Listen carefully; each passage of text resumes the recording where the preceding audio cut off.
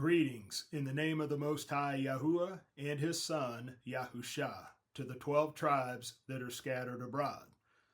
I am Brother Hiram, and I'm going to bring forth a lesson in this video entitled, Putting Away the Put Away Doctrine, what the Messiah really said about divorce and remarriage. Once again, putting away the put away doctrine, what the Messiah really said about divorce and remarriage. So let's go. Now, the purpose of this video is to expose a perversion of the words of Yahusha Ha'Maschiach regarding divorce and remarriage, to demonstrate how this perversion is accomplished by the incorrect usage of Strong's Concordance, to correct this perversion by demonstrating the proper usage of Strong's Concordance to arrive at the correct interpretation of the words of Yahusha. Now, why is this important? It is important because many Israelites are being incorrectly taught that Yahusha did not teach against divorce and remarriage. As this particular teaching goes, it is said that he merely taught against, quote unquote, putting away without a bill of divorce and remarrying. This presents a huge problem, seeing that the divorce rate in the USA has skyrocketed over the past 50 years in this age of apostasy, bringing us to a point today where there are significant numbers of Israelites that either have already divorced and remarried or have divorced and planned to remarry. Now, let me expound on this a little bit.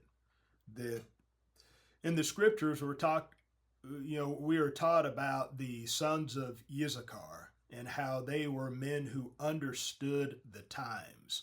And we are called to understand the times as followers of Yahusha, because Yahusha said, take heed, watch, and pray. Don't just pray, watch and pray. In other words, just recognize the societal trends that are taking place just in your generations. Look at what's going on. Look at how, we've had the sexual revolution in the 1960s, and out of that has come just loose living, lots of fornication, homosexuality, pornography, divorce and remarriage. And so just recognize these patterns of society as they happen. And notice how doctrines begin to change as these things come in. All of a sudden, with homosexuality, now we have these homosexual Christian churches and whatnot. You have homosexuals being ordained as ministers and whatnot. You have looser attitudes towards sex in a lot of these Christian churches, all as a result of society changing first. Now the churches are changing. Now people are getting these new revelations out of the scriptures. And now people are trying to change what the word of Yah says to conform to these societal patterns. And so that's why I talk about being in the age of apostasy. We should realize that we are in an apostate condition right now. Even the Israelite movement is still in this state of apostasy where we need to be fully awakened. I believe that according to Yechezkel chapter 37, we're at the stage now where we're not the dead, dry bones, but we have risen up and formed that mighty army, but that breath of life has not come upon us yet as a nation. There are individuals who have received that breath of life, but as a nation, we haven't had that breath of life breathed upon us. We have taken form. Now, physically and culturally, we're getting back to our roots and discovering who we are. But as far as walking in that power of the newness of life and the power of the Ruach, we're not there yet. And that's why we're in a time of restoration, That's why Yahuwah is restoring all things now. Kepha said that the heavens, the Shamayim, must receive Yahusha until the times of the restitution of all things should be fulfilled. So we're still in a time of restoration. It shouldn't be any marvel that things are coming forth from the word that are showing us that we're pretty far off, even still, even though we know who we are and we're coming back to Torah, and those things are good, but we're still pretty far off and we need to be restored. Praise Yahuwah. So, let me go on. Now, this is also important because this is a salvation issue. Please hear me out on this. This is not like being a little off on your pronunciation of the names of the Father and the Son, whatever you call him, or whatever you call them, or being a shade off, a shade or two off on the color of your tassels. Is it supposed to be blue? Is it supposed to be dark blue? Is it supposed to be purple? We're not talking about that today. All right, we're talking about an issue that if you err in this issue, that you're committing the sin of adultery. This is far more serious.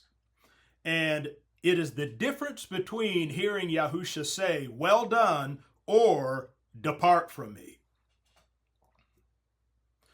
Now, a word to the mores. Although I would like all Israelites to hear this, you are my primary target. You. Though I use strong language in this video, I will strive to be conciliatory and not divisive and give you the benefit of the doubt.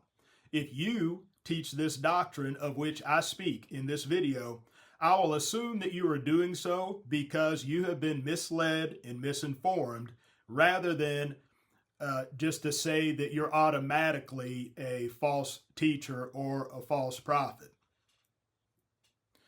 My hope and prayer, if you teach this doctrine, is that once you see the correct information presented in this video, you will repent before your people and henceforth teach them the truth. This video is the result of many hours of reading books that promote this doctrine, watching such videos, having conversations with those with opposing views, and prayer. Whether you end up agreeing or disagreeing with me once you watch this video from start to finish, I do value your input. If you would like to communicate with me further on this matter, please email me at kodeshnation@gmail.com. That's kodeshnation@gmail.com. And I'm serious about this. I want us to midrash. I want us to talk. I'm talking to you mores here because that you all are the heads, so to speak, as far as these assemblies and groups of Israelites. People put their confidence in you. People put their trust in you. And I do understand that, some of you mores, you've come across this teaching. It's new, it's different, and let's be honest with ourselves. There's a temptation. There's a temptation to take the easy way out, if I may say it that way. There's a temptation to take the path of least resistance. Come on, let's be honest. They say in the world, if something's too good to be true, it probably is. You get letters in the mail and, hey, listen, do what we say and you'll become a millionaire by this time next year. Come on. If something's too good to be true, it probably is. And now this new doctrine comes across your desk that if it is true, you know what? Nobody in your congregation is committing adultery as far as divorce and remarriage. And really, when you think about it, where you're only committing adultery if you're improperly divorced and remarried, you don't have the proper documentation.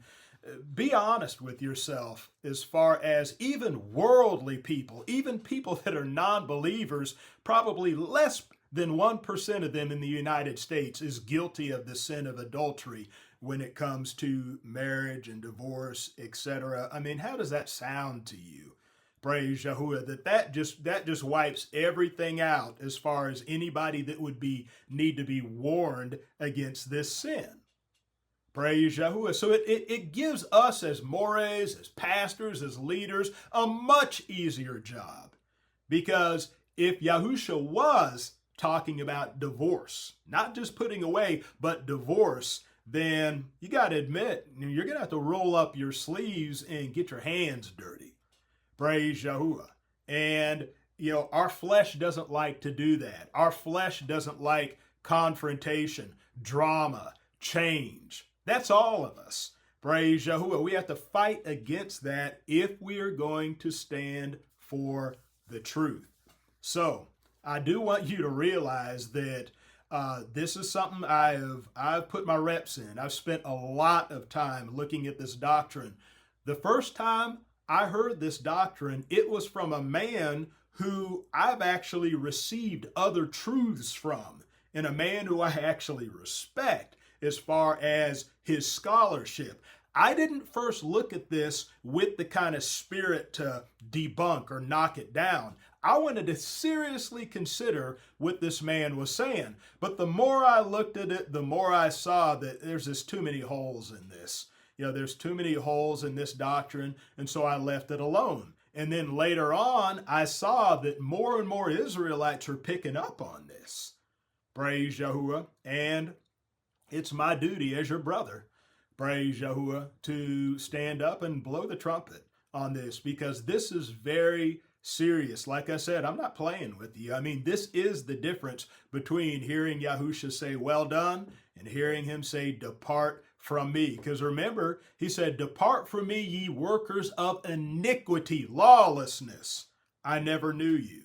Now, we as Israelites and those who strive to keep the Torah, we like to look at that passage in a certain way. If you'll be honest with yourself, we look at that passage to condemn those Christians. We say, depart from me, you workers of iniquity, lawlessness. It's those Christians that are not keeping the Shabbat. Those Christians that are eating the unclean. It's those Christians that refuse to keep the Torah. Tell you what, maybe it's those Hebrew Israelites. Maybe it's those Hebrew roots, Messianic Jews. Maybe it's those Torah folk that are divorced and remarried. Praise Yahuwah. Maybe that's not just talking about the Christians. Praise Yahuwah. Maybe we're doing some things that can put us in that category. Praise Yahuwah. We need to be like Yehuda carry oath. We need to be like Judas Iscariot. Praise Yahuwah, and say to the master, is it I? Is it I, master? Is it I? Remember Judas Iscariot says that. We need to do that. Now, we don't need to do everything Judas Iscariot did, of course, but we need to at least do that. We need to at least have the humility in this end time hour when we know there's a restoration taking place, and we know that there are some things that need to be corrected, that we either have done or are doing. We need to be like Judas Iscariot in saying, is it I? Is it I, master? Praise Yahuwah. Now, the word in question, really, if you're familiar with this, some of you may not be familiar with this put away doctrine. If you're not familiar with it by now, you're going to be by the end of this lesson. But the word in question, this is all centered upon one word. This whole teaching, it's centered upon one word. And so it's like a house of cards. And what you need to realize, praise Yahuwah, is if you're basing your entire doctrine on the interpretation of one word, if you're wrong about that, then it's like the pull card on a house of cards. The whole house collapses. Praise Yahuwah. That's why I'm really going to zero in on this one word here. Praise Yahuwah. And that word is put away. Now, I know it's two words in the English, but it's one word in the Greek. And that is Strong's Concordance, number 630 in the Greek, and it's pronounced APOLUO. APOLUO. It means put away, or it's translated as put away. Now, before I get into all this, as far as the concordance and the lexicons and the Greek language, I know there are some of you all that say that everything was originally written in Hebrew and Yahusha spoke Hebrew, and you're talking about Greek, and what about the Hebrew language? What I want to let you know is the concepts work exactly the same when you're dealing with Greek or when you're dealing with Hebrew. So let's not try to make it where, just because you're dealing with Greek, then it's not right. The concepts are exactly the same that you're going to see as I go through this. We're gonna talk about the biblical divorce process of putting a woman away, or writing the divorce certificate, putting it in a woman's hands, and sending her out of the house. It's a threefold divorce process. It's 3 steps. And so even the wording, it's the same thing. You have words for it in the Hebrew and you have words for it in the Greek, but they're all talking about the same thing. And so if you dig all through the Hebrew, you're not going to come up with different conclusions than what I'm going to present here, because it's all talking about the same thing. So I wanted to throw that in there, for those of you that you have a problem with Greek and you only want to deal with the Hebrew, that you're not going to find anything different. The concepts are the same. Now, with APOLUO, 630 in the Strong's, Greek, it says from 575 and 3089. Now, it's talking about root words. We're not going to get into all of that. Praise Yahuwah. I want to jump right into the definitions here. Now, it says to free fully, i.e., or in other words, literally, relieve, release, dismiss, reflexively, depart, or figuratively, let die, pardon, or specially divorce. Now, the second portion of it says let, depart, dismiss, divorce, forgive, let go, loose, put, send away, release, set at liberty. So this is what we have. This is what you'll find if you look up put away in your Strong's Concordance. You'll notice that I have divorce in the red letters down here, and there's a reason for that. I'll tell you it in just a moment. Now, the doctrine in question is this. This is how it goes. If you haven't heard about it, now you're about to hear about it. It says, when Yahusha used the term put away, he did not mean divorce. He only meant putting away without a bill of divorce. Therefore, when he called putting away and remarrying adultery, he only meant remarrying without properly divorcing one's wife or husband. He did not teach that properly divorcing and remarrying is adultery. That's how the doctrine goes. This is how they teach it. Now, furthermore, the word used for put away is apoluo, which is 630 in the Strong's in the Greek. Now, that's what I just showed you here. Praise Yahuwah. But I'm showing you the methodology. I'm showing you how this doctrine is put forth and what is used as proof of this doctrine. So the word used for put away is apoluo, whereas the word used for divorce is apostasion, which is 647 in Strong's in the Greek. This shows that they are not the same thing. And so this is how this doctrine is put together. All right. Now, they're saying that Yahusha meant something else beside divorce. When he talked about whosoever shall put away his wife, marry another, commits adultery, and whosoever marries her who's put away from her husband commits adultery. And the woman who puts away her husband, marries another, she commits adultery. So that's the way the doctrine goes, is he didn't mean divorce. He only meant putting away. The proof text, or the proofing of it, is that put away and divorce are 2 different words. 630, apoluo is put away. 647 is apostasion, divorce. And so because these are 2, and this is the jump. This is the Grand Canyon jump that is made. Okay? They say that because they're 2 different words, then then he couldn't have been talking about divorce, because there's another word for divorce than there is for put away. So he only could have meant putting away without a divorce certificate. And so I say that that's a jump, and it's a huge jump. It's a huge leap, because when you take the leap from saying that put away and divorce are two different words, APOLUO, APOSTASION, and then you take the leap all the way over to therefore Yahusha only meant putting away without a divorce certificate, there's a lot of ground in between this leap that you took here that we need to cover. And once we cover this ground, then you're going to see that you can't make that leap, praise Yahuwah, and be truthful about it. That we're going to see that, yes, they are two different words, but they're two different words for a reason. Praise Yahuwah. So let's continue. The primary tool, of course, in promoting this doctrine is Strong's Concordance. Praise Yahuwah. So, we're going to talk about problems with using Strong's Concordance in order to prove this doctrine.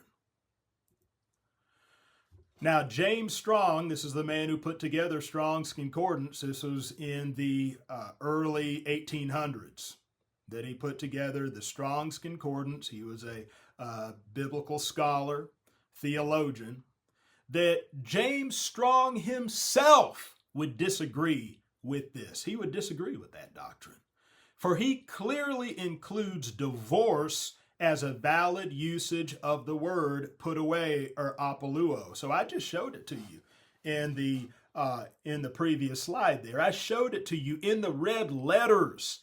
He put adultery, he even put it in there twice, as a valid usage of the word APOLUO. So James Strong himself, the very man whose concordance these mores are trying to use to push their doctrine, he would disagree with that. Praise Yahuwah. Now,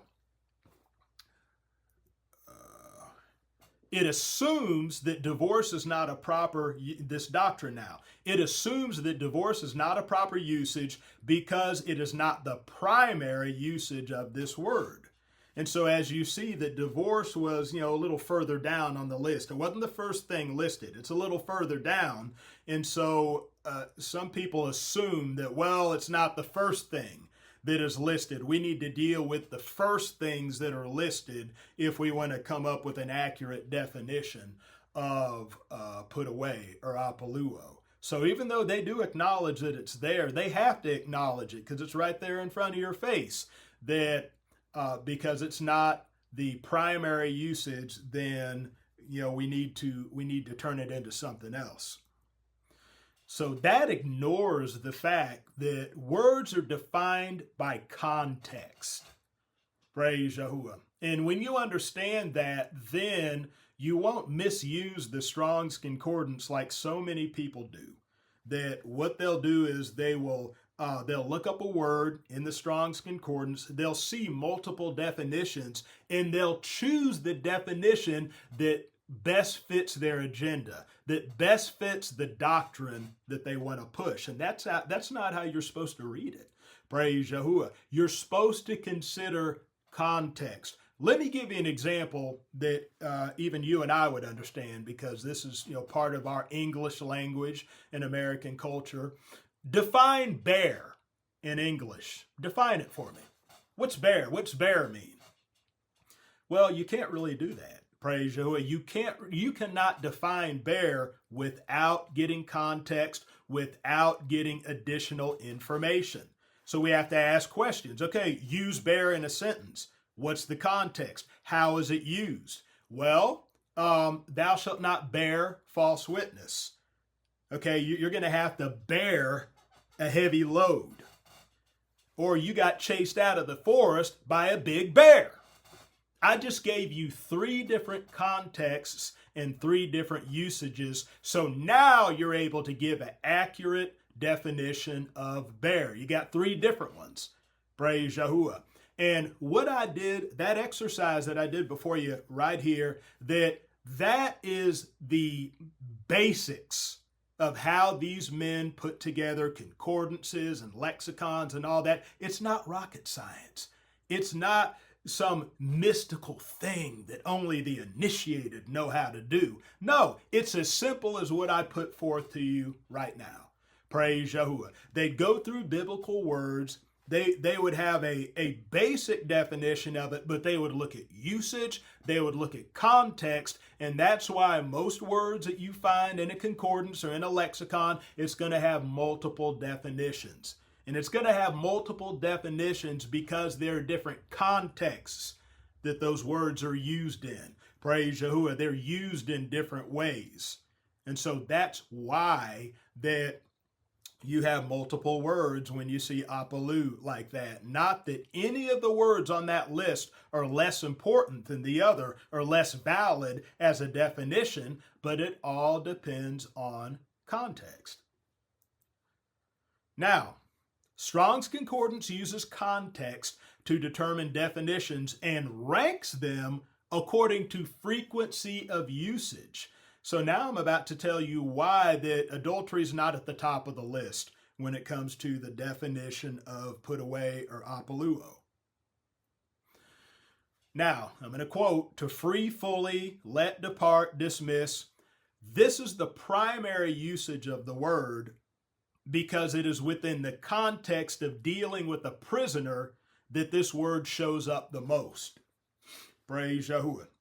And so I'm going to give you the numbers in a moment, but this word shows up the most, APOLUO, when it's within the context of dealing with prisoners. For example, Barabbas, where they released Barabbas rather than Yahusha, or the emissaries and the apostles in the book of Acts, how they would release them from prison.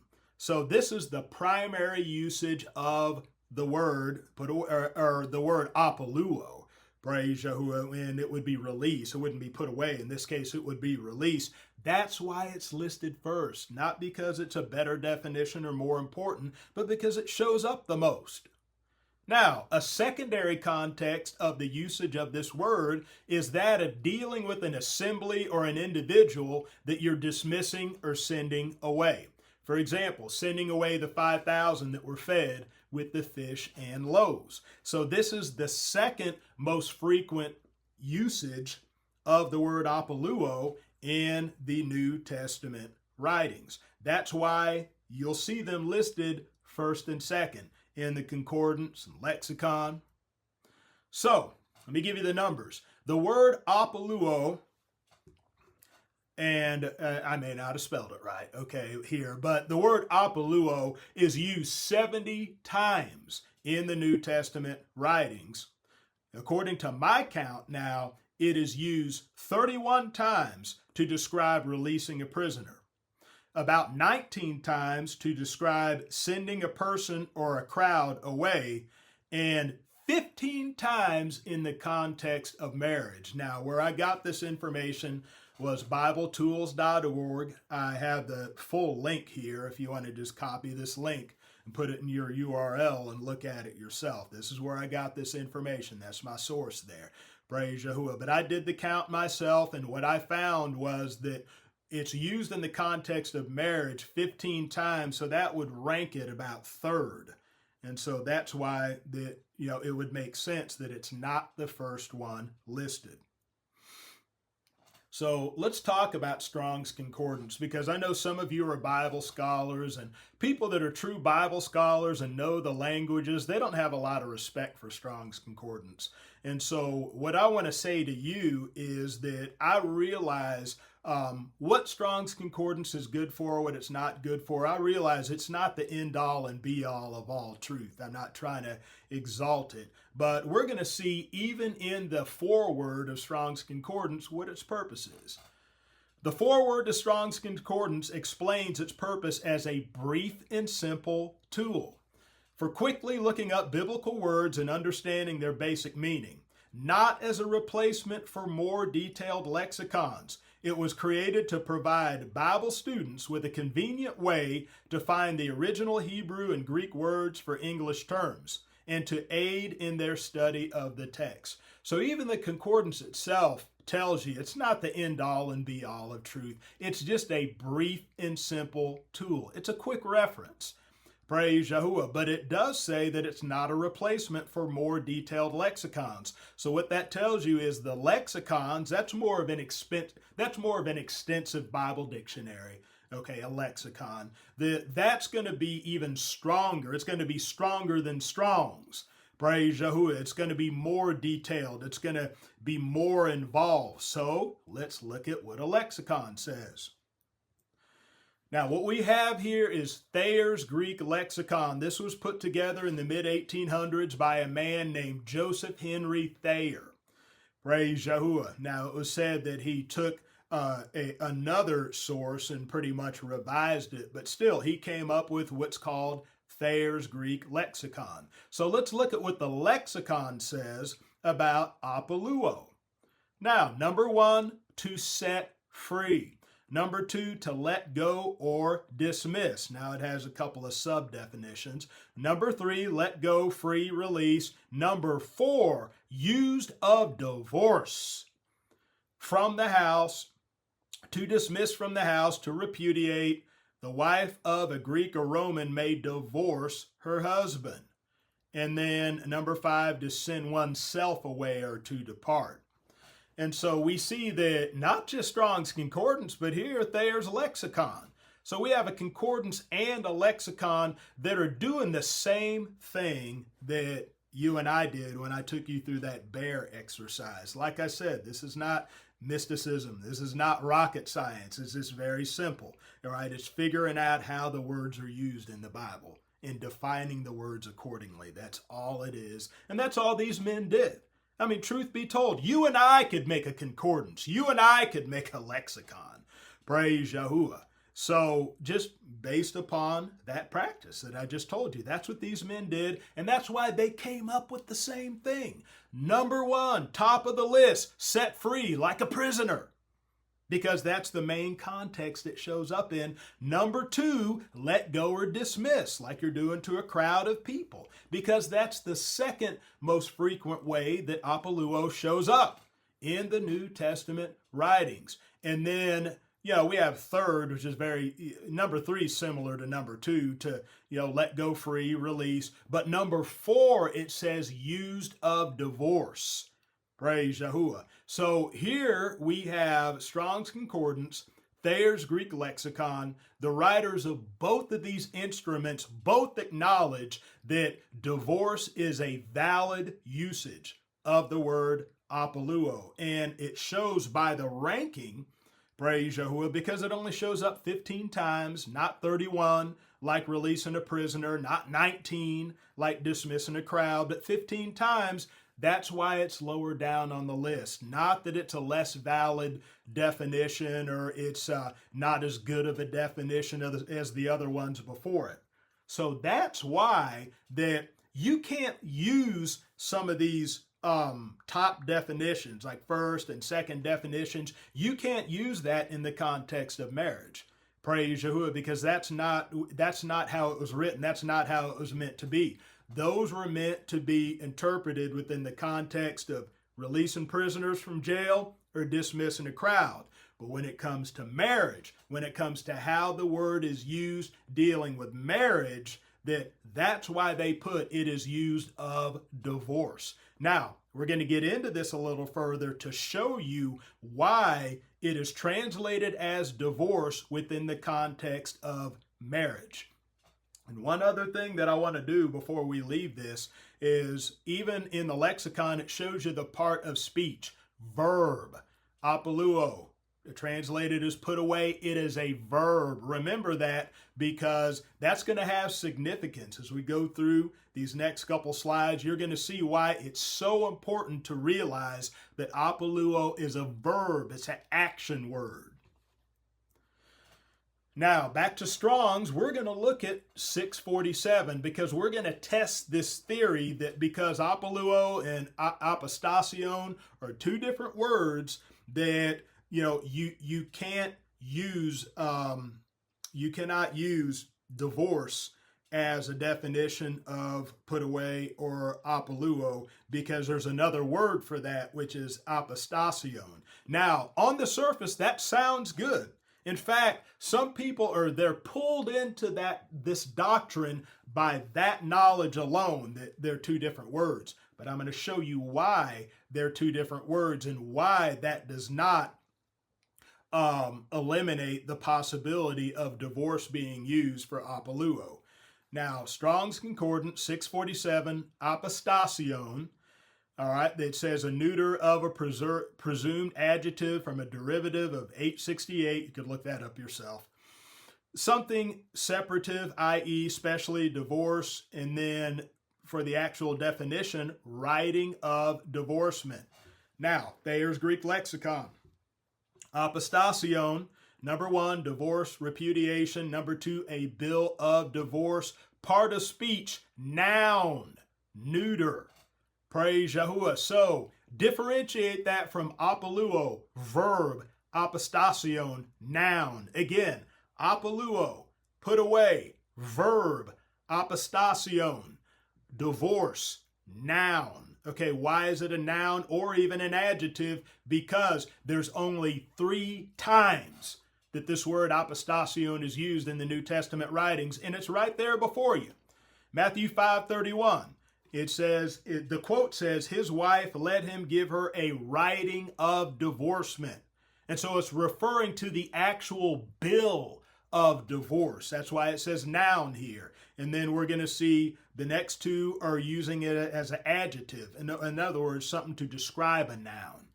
All right, it says 19:7, command to give a writing of divorcement. It describes what kind of writing, a writing of divorcement, and to put her away. Praise Yahuwah. And then Mark 10:4, suffered to write a bill of divorcement and to put her away, describing what kind of bill it is. So apostasion is either a noun or an adverb. It's either talking about the bill of divorce altogether, or it's describing what kind of bill it is, a bill of divorce. Praise Yahuwah. The reason why that's significant is that this shows you that these 2 words are not interchangeable, and the way that it's being presented is misleading and deceptive, because it gives you the impression that you could just replace the word APOLUO with apostasion and everything would be okay. No, you can't. Praise Yahuwah. Because apostasion is not a verb. It's not an action word. Okay, APOLUO is the verb, the action word. Praise Yahuwah. So you could stick apostasion in there, and you cannot make that say, whoever divorces their wife, because it's not an action word. It's talking about the bill of divorcement. And so it's two different phases, as I'm going to show you as I go further into these slides, that it's describing 2 different steps of the divorce process. Because remember, Deuteronomy 24:1, the first step is writing the bill of divorce, putting it in the woman's hand, sending her out of the house. Praise Yahuwah. So the first step, writing a bill of divorcement, apostasion, putting it in her hand. In the final phase, sending her out of the house, APOLUO. Apostasion, APOLUO. Apostasion, APOLUO. Praise Yahuwah. So it's 2 different phases of the divorce process. And so it's not a matter of, is it APOLUO or apostasion? No, it's both. Both of them have their place in describing divorce. One is talking about the bill, one is talking about the action portion of it. All right. Now, APOLUO used within the context of marriage. I'm going to show you why in the Strong's Concordance and in the lexicons and the Bible translations, why they put divorce and not just putting away, like putting away without a divorce certificate. We're going to look at the context, because remember, context determines the meaning. Praise Yahuwah. Now, this is all the times that you'll see APOLUO in the context of marriage in the New Testament writings. You'll see it in Matthew 1:19, Matthew 5:31, 32. You'll see it twice in 32. You'll see it in Matthew 19:3 and verse 7 and verse 8, and you'll see it twice in verse 9. And we're going to go through it. We're going to actually go through it in a minute. But Mark 10, you'll see it in verses 2, 4, and 11 and 12. And then Luke 16, 18, you'll see it twice. You put all that together, it's 15 times that you'll see it used in the context of marriage. And I'm going to show you why, when it's used in the context of marriage, it's talking about divorce. Now, we're going to zero in on Matthew 19. Praise Yahuwah. And I'm going to go through this verse by verse. Now, the arrows are pointing to the verses that contain APOLUO, or put away. But it says, and it came to pass when Yahusha, I got this from a King James source, so I'm going to say the correct names, but when Yahusha had finished these sayings, he departed from Galilee and came into the coast of Judea beyond Jordan. And great multitudes followed him, and he healed them there. The Pharisees also came unto him, tempting him, and saying unto him, is it lawful for a man to put away his wife for every cause? Now, you remember me saying that context is very important. And if you look at the context of the book of Matthew altogether, remember on the Sermon on the Mount, in Matthew 5, that there were people from many different regions that came and heard Yahusha speak. One of the regions that the people came from was the coasts of Judea and beyond Jordan. Praise Yahuwah. Now, Yahusha, if you remember, he threw some serious shade on the scribes and Pharisees. Remember when he said, except your righteousness shall exceed the righteousness of the scribes and Pharisees, you shall in no case enter into the reign of the Shamaim, the kingdom of heaven. Praise Yahuwah. So he goes on to talk about even some of the things that they were being taught by the Pharisees, and he corrected these teachings. Like he talked about, you've heard that it was said, you shall love your neighbor, hate your enemy, but I say unto you, praise Yahuwah. And he corrected that. Well, he did the same thing with divorce and remarriage. He said that it has been said that whosoever puts away his wife, let him give her a bill of divorce. Now, this is what they were being taught by the Pharisees. Now, I know some of you say, but no, that's what the scripture says. If you look at the original, if you look at the Hebrew of that, it doesn't exactly say that in Deuteronomy 24:1. I have an entire teaching series on this, and I suggest that you check it out if you're having issues with Deuteronomy 24 by now. Praise Yahuwah. But what they were being taught by the Pharisees was, whosoever puts away his wife, let him give her a bill of divorce. In other words, that's all there is to it. No criteria, no determining whether or not it's right or what case or whatever. Whosoever puts away his wife, let him give her a bill of divorce. The way we know this is you could look up in the Mishnahs.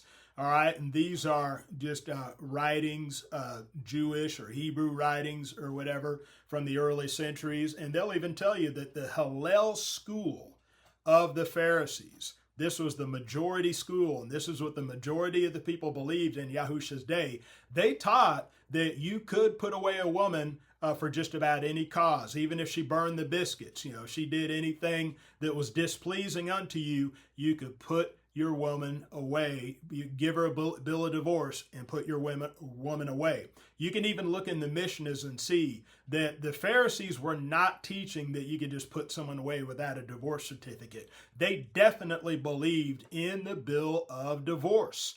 Praise Yahuwah. Even in the Mishnahs, they have just all these rules. It's exhaustive.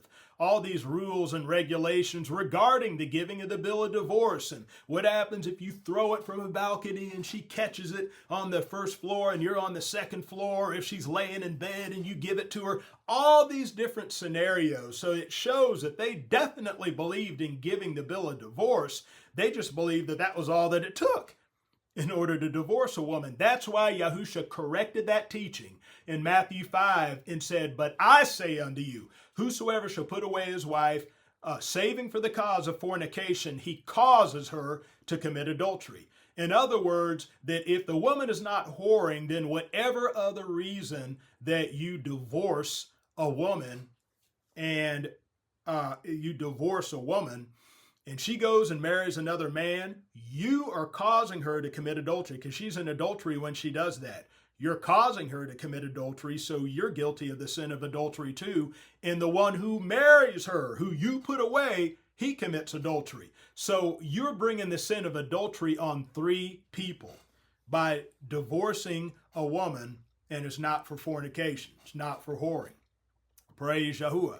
And so that wasn't an excuse saying, well, if it is for whoring, then you can divorce and remarry. No, that's not what he was saying there. He's dealing with liability, because if the woman was whoring, then, and you divorce her, if she goes on and continues in her whoredom rather than repenting, you're not responsible for that. You're not responsible for her committing adultery. She's responsible for her own adultery, and the man who marries her, he's responsible for his participation in adultery, but your hands are clean of that.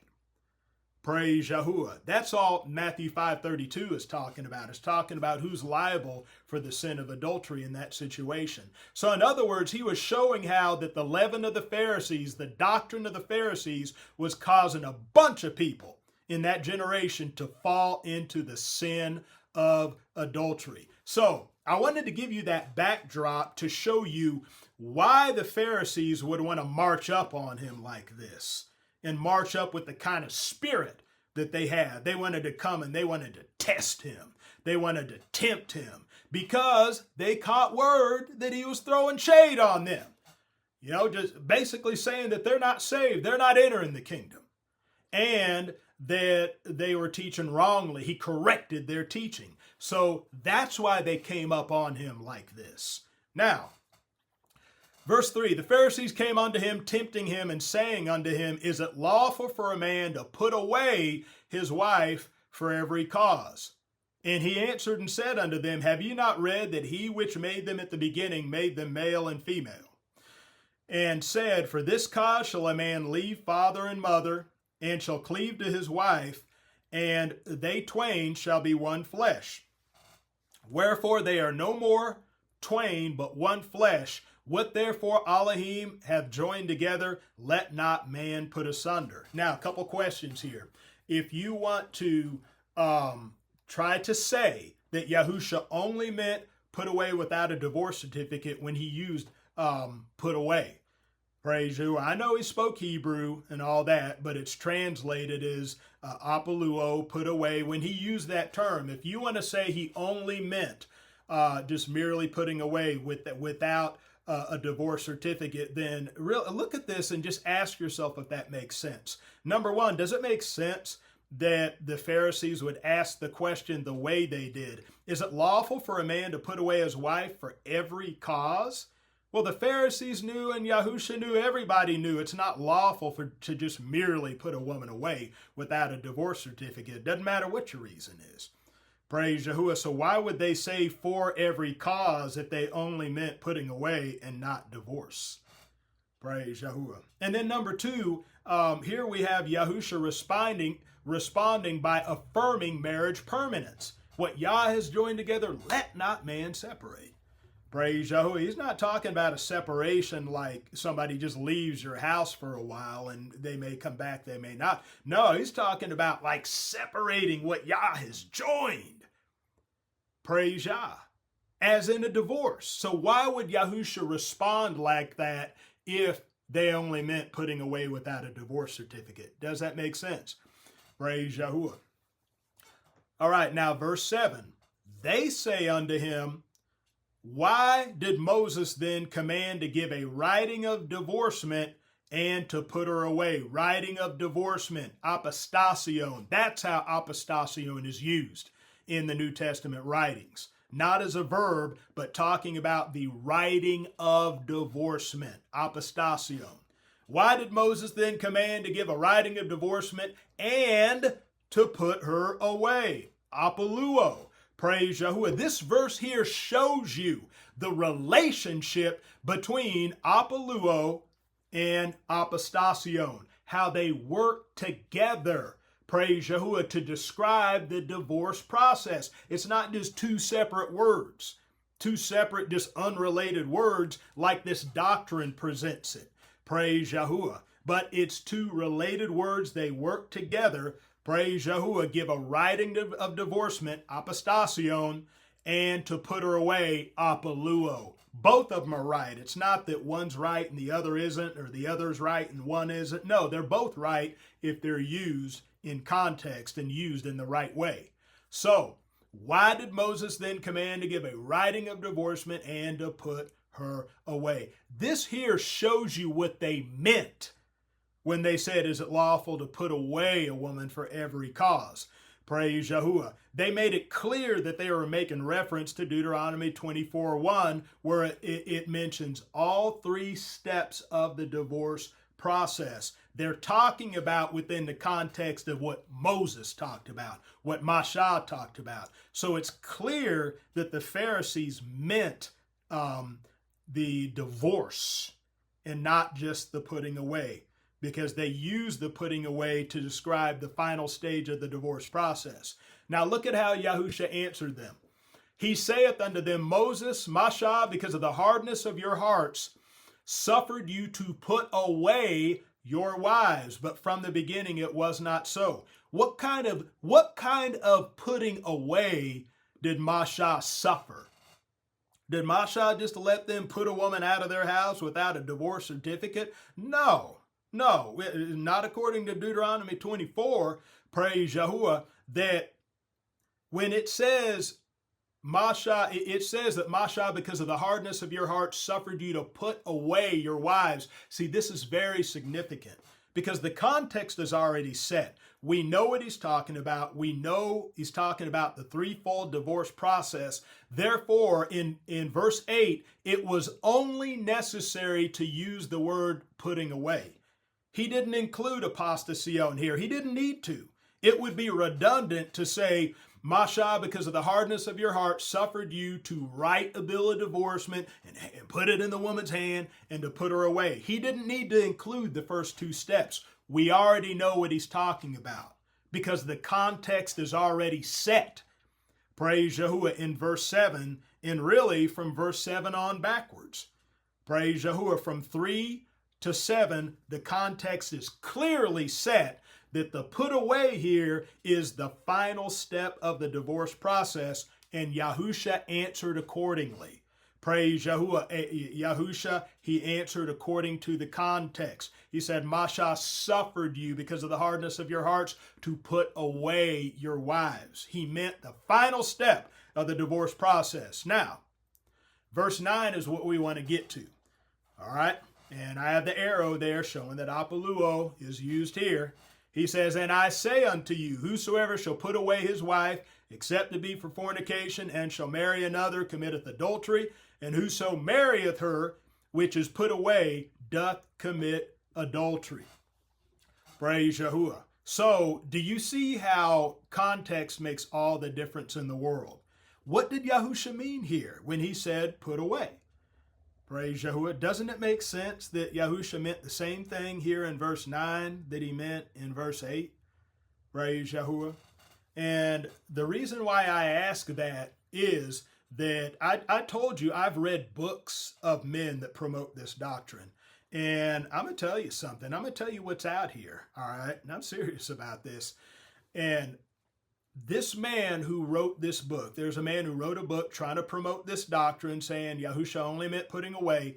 This man even acknowledged that in verses 3 through 8, that the clear context is divorce. It's not talking about putting away without a divorce certificate. But the way this man got out of it, the way this man justified his doctrine, he said that Yahusha, he answered the Pharisees according to what they meant in verse 8, but then he switched it up in verse 9, and then he meant something else when he said put away. Praise Yahuwah. And to me, that's like, man, that is so desperate. Praise Yah. And that is such poor scholarship that you're so desperate to push your doctrine that you would even acknowledge that they're talking about divorce in verses 3 through 8, and then you say that Yahusha just switched it up on them like that. Praise Yahuwah. So the thing is, even though I disagree with that, the rest of this passage, that answers that question. Okay, did Yahusha use some kind of sleight of hand and switch the definition of the word up. Now he's only talking about putting away without a divorce certificate, even though that wasn't the question, even though that's not what the discussion was about. Praise Yahuwah. Did Yahusha do that? Well, the rest of the passage will give you a crystal clear answer to that.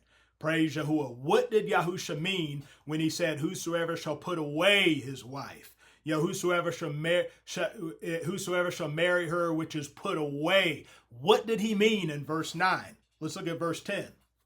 His disciples say unto him, if the case of the man be so with his wife, it is good not to marry. But he said unto them, all men cannot receive this saying, save they to whom it is given. For there are some eunuchs which were so born from their mother's womb, and there are some eunuchs which were made eunuchs of men. And there be eunuchs which have made themselves eunuchs for the kingdom of heaven's sake. He that is able to receive it, let him receive it. Now, I'll tell you what, if Yahusha only meant putting away without a divorce certificate and not divorce, this would have been the perfect time for Yahusha to correct his disciples and say to them, oh, no, I mean, I didn't mean divorce now. I only meant putting away without a divorce certificate. That would have been the perfect time to correct them, but he didn't correct them. He affirmed what they said. So let's go through this again. Verse 10. His disciples say unto him, if the case of the man be so with his wife, it is good not to marry. And Yahusha confirmed it. Yahusha, he affirmed what they said. So question, why would the disciples react so extremely if he only meant putting away without a divorce certificate? Praise Yahuwah. Whereas if he meant putting away as in divorce, then it's understandable why they would respond like this.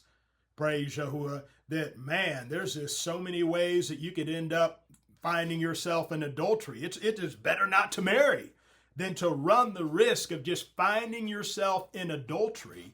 Because remember now, most of the people were taught that all you needed to do to divorce a woman was just give her a bill of divorce and go your way. You're free, you can remarry, you can do whatever you want. That's what most of the people were taught. And to go from that to what Yahusha taught, praise Yahuwah, that's a big leap. That's a big jump. That would cause somebody to say, man, it's best not to mess with it. I don't want to find myself in adultery. It's best not to mess with it. Praise Yahuwah. But if he only meant putting away without a divorce certificate, let me ask you something. What is so hard about writing a bill of divorce? Praise Yahuwah. Is it so hard that, man, it's just best not to marry? Because I got to write out this divorce certificate. No, you and I both know that that's not true. Praise Yahuwah. So Matthew 19 challenge questions. I may reiterate some of the things I've already said, but I want to pose these as challenge questions based upon what I went through in Matthew 19. If put away does not mean divorce here, then what sense does it make for the Pharisees to ask if it was lawful to put away for every cause? That would make no sense at all. Praise Yahuwah, because everybody would know it's not lawful to just throw a woman out of your house like that. Praise Yahuwah. And so why would they say for every cause if they didn't mean divorce? Also, why would the Pharisees tempt or try Yahusha if he only taught that putting away without a bill of divorce constituted adultery, which would be in agreement with the Pharisees' doctrine? Praise Yahuwah. They knew what he taught because the people from Judea and beyond Jordan, they came back and told them. Praise Yahuwah. So they knew what he taught. Why would they tempt or try him if he's teaching the same thing as them? Because that's what they taught. Praise Yahuwah. But if he's teaching something radically different, then it's understandable why they would want to come and tempt and try him. Also, Yahusha only used the term putting away in verse 8. He didn't go through the whole process. He didn't mention a bill of divorce. Did he mean divorce here? Look at that. Go back and look at that. Verses 7 and verse 8. Did he mean divorce when he said put away in verse 8? Did he? And then seeing the context of this discussion was set by the Pharisees' initial question and by Yahusha's answers, Praise Yahuwah. Does it make sense that when Yahusha spoke of putting away in verse 9, that he meant the same thing that he did in verse 8? Doesn't that make sense? Doesn't that make sense that they ask a question in verse 3, he affirms marriage permanence in the next verses, they come back at him with Deuteronomy 24:1, praise Yahuwah, to Deuteronomy 24:1 through 4, they come back at him with that. He answers them accordingly, praise Yahuwah, and he speaks of Messah suffering them to put away their wives. And we all know that Messah did not suffer them to put away their wives without a divorce certificate. So seeing that the context is already set, doesn't it make sense in verse 9 that he continues to answer them according to the context and use APOLUO to describe the final stage of the divorce process? Doesn't that make sense? Also, seeing the Talmudim or the disciples' reaction to Yahusha's teaching, does it make sense that Yahusha only meant to put away without a bill of divorce in verse 9?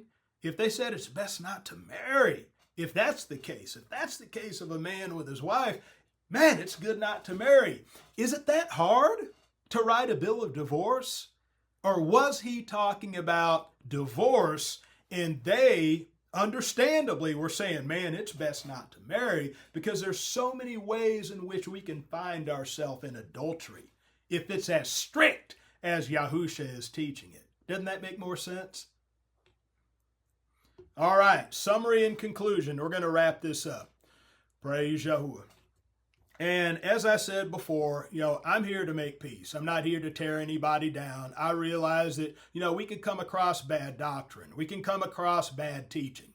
Praise Yah. And, sometimes we need things clarified. Sometimes, we need the truth laid before us so we can say, man, I was wrong on that. I got to deal with that. So I'm not calling people false teachers or false prophets or attacking anyone. I'm just laying out the truth, and I'm pleading with you as mores, praise Yahuwah, to seriously consider what I say, because you don't want to have blood on your hands on the day of judgment. This is serious. This is not serious as a heart attack. This is serious as AIDS.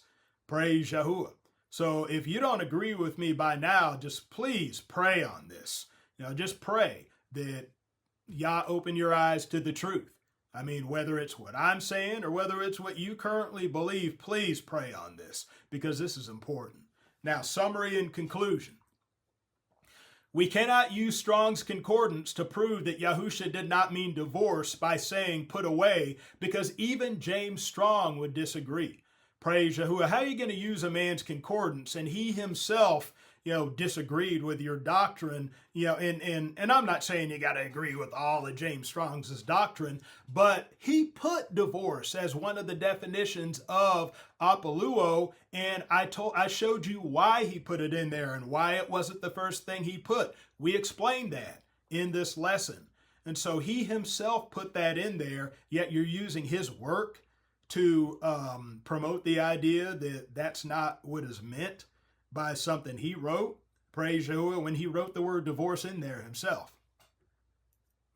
All right, the way to properly use Strong's Concordance is to do so with the understanding that definitions of words are determined by context. You remember the bear example? Praise Yahuwah. That's the basic way that men have come up with these concordances and lexicons. Praise Yahuwah. Just look in the scriptures and look at how these words are used, and that will tell you what a proper definition of them is. Within the context of marriage, even James Strong recognized that put away or APOLUO can and does refer to the final stage of the divorce process outlined in Deuteronomy 24, verse 1. And like I said, if you're hung up on Deuteronomy 24:1, because this is another thing that these teachers say. Now, these teachers generally are strong on Torah. So what they'll say is that Yahusha couldn't have meant divorce because that would put him in conflict with what Moses taught in Deuteronomy 24, verses 1 through 4. Well, actually, it would not if you read it in the Hebrew text, and I have an entire series based upon that. So I strongly advise you to go back and look at that series, and it'll break it down and it will show you why there's no conflict there. Praise Yahuwah, because that's why some brothers, they can't wrap their mind around the idea that Yahusha could have been talking about divorce. They say, oh, it contradicts Torah, it contradicts Torah. Genesis 2 is Torah. Remember, Torah is the first 5 books. It's not just the last 4. It's the first 5 books of what's called the Pentateuch. Praise Yahuwah. And so Genesis is Torah. Genesis 2 is Torah. Praise Yahuwah. The two shall become one flesh. That's Torah.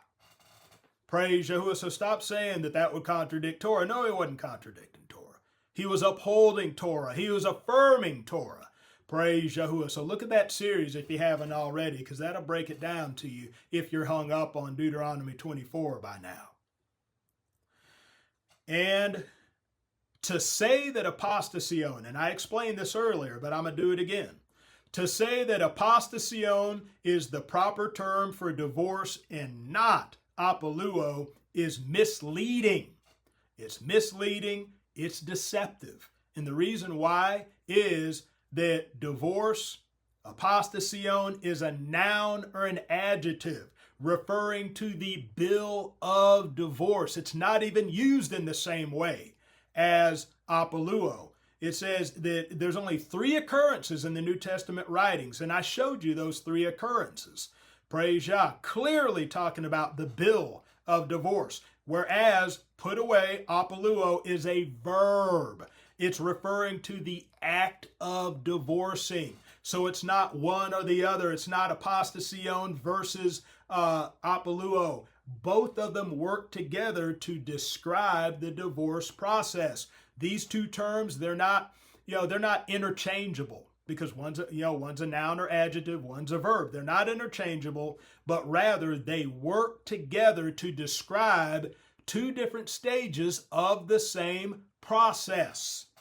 So to present it as an either-or situation, you're deceiving the people. You're not telling the people the whole truth. Praise Yahuwah. And people are believing this doctrine, believing they're okay in their adultery, because that you're not telling them anything beyond, oh, it's 2 different words, and you're making it seem like it's 2 different words that are not related to one another and they're interchangeable like that. That, oh, it's APOLUO when it should be apostasio. And I just proved to you that is not the case. You're not showing people how they relate to one another and how they work together to describe the divorce process. That's why that's misleading. That's why that's deceptive. Stop telling people that. Tell people the truth. Tell people the rest of the story. Hallelujah. Praise Yahuwah. All right, so keeping his words in context, Yahusha was clearly referring to divorce when he declared that putting away and marrying another is adultery. Praise Yahuwah. We showed that by context. He's clearly talking about divorce. He's not just talking about putting away without a divorce certificate. So in the Matthew 19 example, we saw that the meaning of put away is consistent from verses 7 through verses 9. Go back and look at that. Praise Yahuwah, and ask yourself the question, okay, what does put away mean here? Verse 7. What does put away mean here? Verse 8. Now, what does put away mean here in verse 9? And what makes the most sense based upon the disciples' reaction in verse 10? Ask yourself that question. Praise Yahuwah. Hallelujah. And, to the mores here, the thing is, it takes a lot of humility to admit that you're wrong. And I've had to do that. I've had to admit that I've been wrong on things. I've had to go back to people who I've taught and tell them I was wrong about what I taught them. Praise Yahuwah. Even on this issue of divorce and remarriage, the Most High revealed the truth to me about this almost 30 years ago. But I went back on that truth because I was young, I was unseasoned, and I got cold feet. I saw how few people believed the truth about divorce and remarriage, and I got cold feet, and I backed away from the doctrine. Praise Yahuwah. And the reason why I'm so intense about this is that I could have had blood on my hands. There were people in my midst who were in that situation, and I did not tell them the truth because that I had walked away from that teaching. I got scared. Praise Yah, I walked away from that teaching. I was around people in that situation. I wasn't able to warn them, and some of those people have died since then. Brother, I could have had blood on my hands had I not repented. Praise Yahuwah. That's why I'm so intense about this. Praise Yahuwah. So I had to humble myself and admit that I was wrong. We got to do it, Mores. We've got to do it. And I'm going to tell you what. You want people to have confidence in you. You want people to know that you're a man of integrity. Praise Yahuwah. Humble yourself and admit that you're wrong. Praise Yahuwah. You know, I've said this to my wife before. You know, I've said that, you know, would you rather follow a man that he hits it 80% of the time, but he misses it 20% of the time? Praise Yahuwah. And then there's another man that hits it 97% of the time, but he misses it 3% of the time. But the man who only hits it 80% of the time, that 20% when he misses it, he'll admit it. He'll humble himself and he'll admit it. But the man who hits it 97% of the time, that 3% of the time that he's wrong, he'll never admit it. He'll make you to believe that 100% of what he says is right. Which man would you follow? Praise Yahuwah. Now, you know, me and my wife, we kick that around, but I ask you all, what man would you feel more comfortable following? Someone who's humble, who can admit when they're wrong, and they'll tell you when they're wrong, or someone who wants to keep up an image like they're right about everything, and you never know if he's wrong. You never know if the man's deceiving you. Why? Because he puts up an image of always being right. Who would you feel comfortable following? Praise Yahuwah. I want you to chew on that. And so with that, I will say, Shalom.